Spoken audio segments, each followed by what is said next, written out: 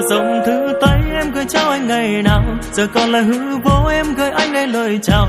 Mà những người đi vội mình làm gì nên tội, tại sao lại cách xa còn yêu như thế mà để lệ hoen mi khi mùa xuân đang thầm thì nhìn người mà ra đi anh chẳng níu kéo điều gì mà nghe sao đáng thương. Nhìn nhau như cố hương tìm em ở bốn phương vì say nên vẫn vương. Em ơi vô tình chủ tình mình gặp không may, em ra nơi này để giọt lệ ở bên đấy. Bầu trời giờ hằn hiu nhìn về nơi đó đây, ngoài trời thì có mây chỉ còn lại là đắng cay. Thương cha thương mẹ để đành lòng mà quay lưng, ai làm âm lịch nhìn người cười mà dưng dưng. Khi kia là pháo hoa rộn ràng người đến xem, hoa hàng mừng kết duyên còn phần mình là hết duyên.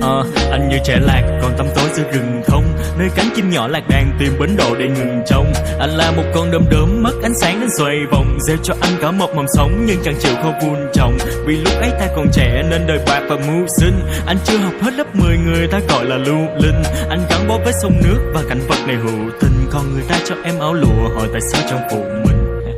Tình yêu ơi bình yên ơi về đây đi, để anh ôm để gió cuốn đêm nay ai đưa về nhà, để gió vang lên câu tình ca để lệ hoen mi khi mùa xuân đang thầm thì nhìn người mà ra đi anh chẳng níu kéo điều gì mà nghe sao đáng thương. Nhìn nhau như cố hương tìm em ở bốn phương vì say nên vẫn vương.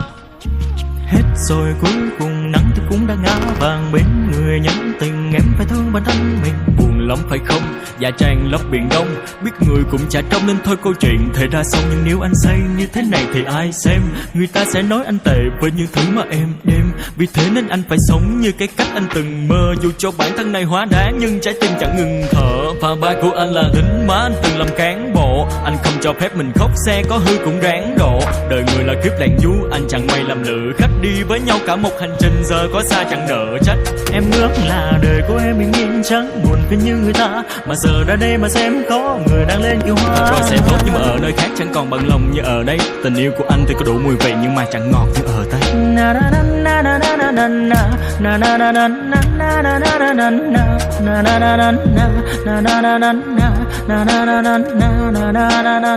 Để lệ hoen mi khi mùa xuân đang thầm thì nhìn người mà ra đi anh chẳng níu kéo điều gì mà nghe sao đáng thương. Nhìn nhau như cố hương tìm em ở bốn phương vì say nên vẫn vương.